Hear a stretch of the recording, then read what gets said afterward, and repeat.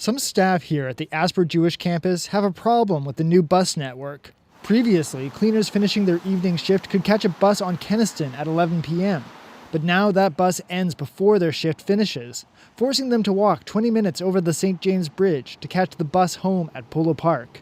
These are not high-paying jobs, and these people are risking their safety, but also their health by having to face this, especially in the winter. So they haven't had that discussion with me about looking for a job somewhere else, but I imagine that's on their minds.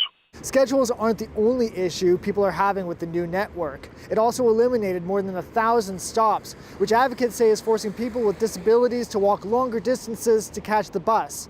They want transit to consider putting at least some of the stops back. And I'm not saying that they should replace back every stop that they took out, but they really have to kind of go through with a bit of a comb and look, okay, here's a spot that it makes sense to have it. Winnipeg Transit launched its new network over the summer. The goal was to simplify the service, making it more frequent and reliable. But for some people, that meant more transfers, longer walks between stops, and service ending earlier in the evening. Transit has said any changes have to wait until November. But councillor Sherri Rollins called for council to pass a motion this month to address what she called a lack of equity in the new system.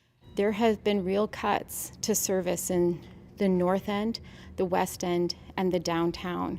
And this impacts people all across the city. Mayor Scott Gillingham says transit staff have heard the concerns and are already considering changes. So let's get transit to do the analysis. They're doing their work. We're going to call on them. We are calling them to make more and more changes. Gillingham encouraged all transit users to keep giving their feedback, good or bad. Cameron McLean, CBC News, Winnipeg.